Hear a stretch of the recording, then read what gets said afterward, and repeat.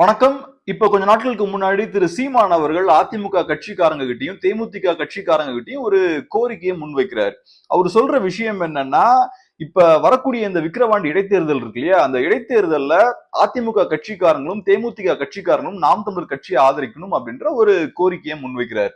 இந்த விஷயத்த சீமான் அவர்கள் பேசினதுக்கு அப்புறம் சோசியல் மீடியால பெரிய ஒரு விவாத பொருளா இது மாறுது. ஒரு சைட்ல நாம் தமிழர் கட்சி எதிர்க்கக்கூடியவங்க என்ன சொல்றாங்கன்னா, நாம் தமிழர் கட்சியோட உண்மையான முகம் இப்ப வெளியே வந்துருச்சு. அவங்க எப்பவுமே மறைமுகமா அதிமுகவை ஆதரிச்சுட்டு தான் இருந்திருக்காங்க. பட் இப்ப அவங்க அதிமுகவோட பி டீம் அப்படின்ற விஷயம் பக்காவா அம்பலப்பட்டு போயிருச்சு அப்படின்ற மாதிரி பெரிய குற்றச்சாட்டுகளை அவங்க நாம் தமிழர் கட்சி மேல வைக்கிறாங்க. இன்னொரு சைட்ல நாம் தமிழர் கட்சியை ஆதரிக்கக்கூடியவங்க என்ன சொல்றாங்கன்னா, இதுல எந்த ஒரு தவறும் கிடையாது. அதிமுக தொண்டர்கள் கிட்ட அதிமுக கட்சிக்காரங்க கிட்ட ஆதரவு கேட்கறதுல எந்த தவறும் கிடையாது அப்படின்ற மாதிரி அவங்களும் அவங்க கருத்துக்களை பதிவு பண்ணிட்டு வராங்க. சோ இந்த விவாதங்கள் எல்லாம் பார்க்கும்போது மேபி நம்மளும் நம்ம கருத்துக்களை ஷேர் பண்ணா நல்லா இருக்கும் அப்படின்ற மாதிரி யோசிச்சோம். சோ அதனால இந்த வீடியோவையும் பப்ளிஷ் பண்ணலாம் அப்படின்ற ஒரு ஐடியா வந்தது.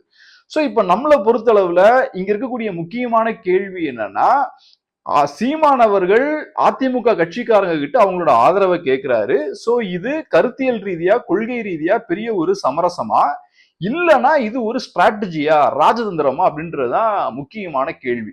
இந்த கேள்விக்கான ஸ்ட்ரைட் ஃபார்வர்டான பதில் என்னன்னா, கண்டிப்பா நாம் தமிழர் கட்சி எந்த வகையிலையும் அவங்க சமரசம் செஞ்சுக்கல. அதுக்கான காரணம் என்னன்னா, இப்ப நாம் தமிழர் கட்சி அதிமுகவோட ஒரு கூட்டணி வைக்கிறாங்கன்னா அது ஒரு சமரசம். அதே போல நாம் தமிழர் கட்சியை அதிமுகவோட இணைக்கிறாங்கன்னா அதுவும் ஒரு சமரசம். அதே போல நாம் தமிழர் கட்சிக்காரங்களை, தமிழ் தேசியவாதிகளை நீங்க அதிமுகவுக்கு வாக்களிங்க, ஒரு திராவிட கட்சிக்கு வாக்களிங்கன்னு சீமானவர்கள் சொல்லியிருந்தாருன்னா அதுவும் ஒரு பெரிய சமரசமா இருந்திருக்கும். பட் இங்க நடந்திருக்கக்கூடிய விஷயம் என்னன்னா, சீமான் அவர்கள் அதிமுக கட்சிக்காரங்க கிட்ட ஒரு கோரிக்கையை முன்வைக்கிறாரு. நீங்க எங்களுக்கு உங்களோட ஆதரவை கொடுங்க அப்படின்ற மாதிரி அவர் கேட்கிறாரு. சோ டெக்னிக்கலா இங்க எந்த ஒரு கருத்தியல் ரீதியான சமரசமும் நடக்கல. ஏன்னா இப்ப சீமான் அவர்கள் அதிமுக கட்சிக்காரங்களோட ஆதரவை பெறுவதற்காக நாம் தமிழர் கட்சியோட கொள்கை கோட்பாடுகளை அவர் மாத்தி இருந்தாருன்னா அந்த இடத்துல சமரசம் நடந்திருக்குன்னு நம்ம சொல்லலாம். இப்போ ஒரு உதாரணத்துக்கு, அதிமுக கட்சிக்காரங்க நம்மளை ஆதரிக்கணும்னா நம்மளோட கொள்கைகளை நம்ம மாத்தணும், நம்ம திராவிட எதிர்ப்பை நம்ம ஓரமா தூக்கி வச்சிருவோம், அதை கையில் எடுக்க வேண்டாம் அப்படின்ற மாதிரியான ஒரு இடத்துக்கு, ஒரு கொள்கை ரீதியான காம்ப்ரமைஸுக்கு நாம் தமிழர் கட்சி போயிருந்தாங்கன்னா அதை பெரிய ஒரு சமரசமா நம்ம பார்த்திருக்கலாம். பட் நாம் தமிழர் கட்சியை பொறுத்தளவுல அவங்களோட கொள்கைகள்ல கோட்பாடுகள்ல எந்த ஒரு மாற்றமும் அவங்க செஞ்சுக்கல. சோ அவங்க இதுக்கு முன்னாடி அவங்க எப்படி இருந்தாங்களோ அதே மாதிரிதான் இருக்காங்க. பட் அதிமுகவுக்கு ஒரு கோரிக்கையை முன்வைக்கிறாங்க, நாங்க எப்படி இருந்தோமோ அதே மாதிரிதான் இருப்போம், நீங்க விருப்பம் இருந்தா எங்களை ஆதரிக்கலாம் அப்படின்ற மாதிரியான ஒரு கோரிக்கையை அவர் முன்வைக்கிறார்.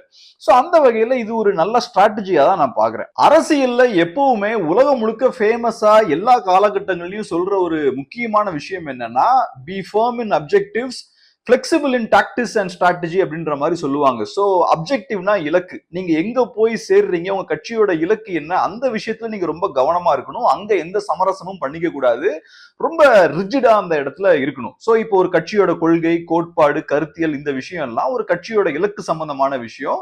சோ அந்த இடத்துல எந்த காம்ப்ரமைஸும் செய்யக்கூடாது, எந்த ஒரு சமரசமும் செஞ்சுக்க கூடாது. பட் அந்த இலக்கு அடைவதற்கான ஒரு ஸ்ட்ராட்டஜி நீங்க கையில் எடுப்பீங்க இல்லையா, ஸ்ட்ராட்டஜி டாக்டிக்ஸ் எல்லாம் கையில் எடுப்பீங்க இல்லையா, அதுல நீங்க கொஞ்சம் பிளெக்சிபிளா இருக்கலாம், கொஞ்சம் வளைஞ்சு கொடுக்கலாம். ரொம்ப ரிஜிடா சமரசமே செய்ய மாட்டேன் அப்படின்ற மாதிரி வரட்டுத்தனமா இருக்கக்கூடாது அப்படின்றதான் இந்த வாசகத்தோட பொருள். சோ அந்த வகையில இப்ப நாம் தமிழர் கட்சி அவங்களோட கொள்கைகளை காம்ப்ரமைஸ் பண்ணாம மற்ற கட்சிக்காரங்களை உள்ள கொண்டு வருவதற்கான வேலைகளில் ஈடுபடுறாங்க இல்லையா, இது ஒரு நல்ல ஸ்ட்ராட்டஜியா தான் எனக்கு படுது. ஏன்னா இப்ப நாம் தமிழர் கட்சி 2016ஆம் ஆண்டு 1% வாக்குகள் எல்லாம் பெறாங்க, இப்ப அவங்க 8% வாக்குகள் வாங்கியிருக்காங்க. சோ எங்க இருந்து இந்த வாக்குகள் எல்லாம் உள்ள வருது, 1ல இருந்து 8 ஆயிருக்குன்னா நிறைய பேர் இப்ப வாக்களிக்கிறாங்க. இவங்க எல்லாம் எங்க இருந்து வராங்கன்னு பார்த்தோம்னா, மோஸ்ட்லி அதிமுகவை இதுக்கு முன்னாடி ஆதரிச்சவங்களும் திமுகவை இதுக்கு முன்னாடி ஆதரிச்சவங்களும் அவங்க எல்லாம் இப்ப நாம் தமிழர் பக்கம் திரும்புறாங்க. சோ அவங்க எல்லாம் உள்ள வரும்போது நாம் தமிழரோட வாக்கு சதவீதம் அதிகரிக்க ஆரம்பிக்குது. சோ இப்ப நாம் தமிழர் கட்சி வரக்கூடிய நாட்கள்ல இன்னும் வேகமா வளரணும்னா, இந்த 8% ஒரு 15ஆ மாத்தணும்னா இன்னும் நிறைய பேர் மற்ற கட்சியில இருந்து நாம் தமிழர் கட்சிக்கு வந்து சேரணும். மற்ற கட்சிகளுக்கு வாக்களிக்க கூடியவங்க நாம் தமிழர் கட்சிக்கு வாக்களிக்க ஆரம்பிக்கணும். சோ அந்த விஷயம் நடக்கணும்னா இந்த மாதிரியான ஸ்ட்ராட்டஜி, இந்த மாதிரியான டாக்டிக்ஸ் எல்லாம் யூஸ் பண்ண வேண்டியது இருக்கும். சோ அந்த விஷயத்த சீமான் அவர்கள் கரெக்டா செஞ்சிருக்கார் அப்படின்ற மாதிரி தான் நான் பாக்குறேன். ஏன்னா அதிமுகவுக்கு வாக்களிக்கக்கூடியவங்களும், திமுகவுக்கு வாக்களிக்கக்கூடியவங்களும், மற்ற கட்சிகளுக்கு வாக்களிக்கக்கூடியவங்களும் அவங்களும் தமிழர்கள் தான், எல்லாம் தமிழ்நாட்டில் இருக்க மக்கள் தான். சோ அவங்களோட சப்போர்ட் எல்லாம் இல்லாம நாம் தமிழர் கட்சியால பெருசா வளர முடியாது. சோ அதுக்கான வேலைகளை கையில எடுத்து ரொம்ப எஃபெக்டிவா பண்ற மாதிரி தான் நான் பாக்குறேன். இப்ப அடுத்த முக்கியமான ஒரு கேள்வி என்னன்னா, நாம் தமிழர் கட்சிக்காரங்க இப்ப ஏன் இந்த ஸ்ட்ராட்டஜியை கையில் எடுக்கிறாங்க அப்படின்ற ஒரு முக்கியமான ஒரு கேள்வி இருக்கு. நாம் தமிழர் கட்சியை பொறுத்தளவுல அரசியல் ரீதியா அவங்களுக்கு பெரிய ஒரு வாய்ப்பு ஒண்ணு அமைஞ்சிருக்கு, ஒரு நல்ல ஒரு பொலிட்டிக்கல் ஆப்பர்ச்சுனிட்டி ஒண்ணு உருவாயிருக்கு. அது என்னன்னு பார்த்தோம்னா, இப்ப அதிமுக களத்துல இல்ல. சோ திமுகவை எதிர்த்து அரசியல் பண்ணக்கூடிய அதிமுக இப்ப களத்துல இல்ல அப்படிங்கும் போது அதிமுக கட்சிக்காரங்களுக்கு ஒரு பெரிய குழப்பம் இருக்கு, யாருக்கு வாக்களிக்கலாம் அப்படின்ற ஒரு தெளிவு இல்ல. சோ ஃபர்ஸ்ட் நாம் தமிழர் கட்சிக்காரங்க என்ன பண்றாங்கன்னா, அதிமுக ஆதரவாளர்களுக்கு மறைமுகமான ஒரு செய்தியை அனுப்புறாங்க. சோ இப்ப நீங்க திமுகவுக்கு எதிராக வாக்களிக்கக்கூடியவங்க, நாங்க திமுகவுக்கு எதிராக அரசியல் பண்ணக்கூடிய ஒரு கட்சி. சோ உங்க கட்சி இங்க களத்துல இல்ல. சோ நீங்க திமுகவை எதிர்க்கணும்னு நினைச்சீங்கன்னா எங்களுக்கு வாக்களிங்க, உங்க கட்சியை விட நாங்க அந்த வேலையை நல்லா பண்ணுவோம் அப்படின்ற ஒரு மறைமுகமான செய்தியை வந்து அதிமுகவுக்கு அனுப்புறாங்க. இது ஒண்ணு. அடுத்தது ரெண்டாவதா இன்னொரு முக்கியமான விஷயம் என்னன்னா, தமிழ்நாடு அரசியலை பொறுத்தளவுல எப்பவுமே அதிமுக வர்சஸ் திமுக அப்படின்ற மாதிரிதான் அரசியல் வந்து இங்க கட்டமைக்கப்பட்டிருக்கு. சோ தமிழ் மக்களை பொறுத்தளவுல ரெண்டு கட்சிகள் தான், அதை தாண்டி அவங்களுக்கு பெரிய ஆப்ஷன்ஸ் எதுவும் இருக்கிறத அவங்க பார்க்கல. இப்ப ஒரு கட்சியை பிடிக்கலன்னா திமுகவை பிடிக்கலன்னா அதிமுகவுக்கு வாக்களிப்பாங்க, அதே மாதிரி அதிமுகவை பிடிக்கலன்னா திமுகவுக்கு வாக்களிப்பாங்க. இப்ப நாம் தமிழர் கட்சியை பொறுத்தளவுல அந்த நரேட்டிவை உடைக்கிறதுக்கு அவங்களுக்கு ஒரு வாய்ப்பு அமைஞ்சிருக்கு. ஏன்னா களத்துல அதிமுக இல்ல, அந்த இடத்துல நாம் தமிழர் கட்சி அவங்கள பொசிஷன் பண்ணிக்கிறதுக்கான ஒரு வாய்ப்பு இருக்கு. திமுக வர்சஸ் என்டிகே அப்படின்ற மாதிரி அந்த நரேட்டிவை மாத்துறதுக்கான ஒரு வாய்ப்பு இருக்கு. சோ இந்த மாதிரியான ஒரு பெரிய வாய்ப்பு இருக்கிறதாலதான் நாம் தமிழர் கட்சியோட தலைமையும் பார்த்தோம்னா ரொம்ப அக்ரெசிவா இறங்கி ஒர்க் பண்றாங்க. இந்த மாதிரியான நிறைய ஸ்ட்ராட்டஜிஸையும் அவங்க கையில் எடுக்கிறாங்க. அதிமுக கட்சிக்காரங்களோட வாக்குகளை கேட்கறது, இந்த மாதிரியான ஸ்ட்ராட்டஜிஸையும் அவங்க கையில் எடுக்கிறாங்க.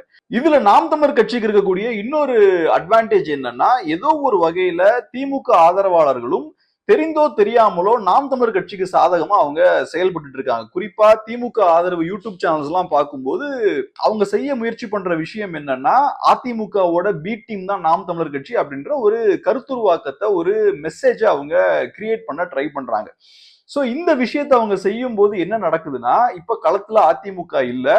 சோ அப்படி இருக்கும்போது அதிமுக தொண்டர்களுக்கும் யாருக்கு வாக்களிக்கணும் அப்படின்ற ஒரு தெளிவு இல்ல. அப்படி இருக்கும்போது நீங்க அதிமுகவும் நாம் தமிழர் கட்சியும் நண்பர்கள் தான், அதிமுகவோட பி டீம் தான் நாம் தமிழர் கட்சி அப்படின்ற மாதிரியான ஒரு மெசேஜ் அவங்ககிட்ட நீங்க கொண்டு போனீங்கன்னா அவங்க என்ன யோசிப்பாங்கன்னா, சோ களத்துல நம்ம கட்சி தான் இல்ல, சோ அப்ப நம்ம நண்பருக்கே நம்ம வாக்களிச்சிடலாம், என்டிகேவுக்கே வாக்களிச்சிடலாம், அவங்க நம்மளோட பி டீம் தானே அப்படின்ற மாதிரி அங்க இருக்கக்கூடிய அதிமுக கட்சிக்காரங்க யோசிப்பாங்க.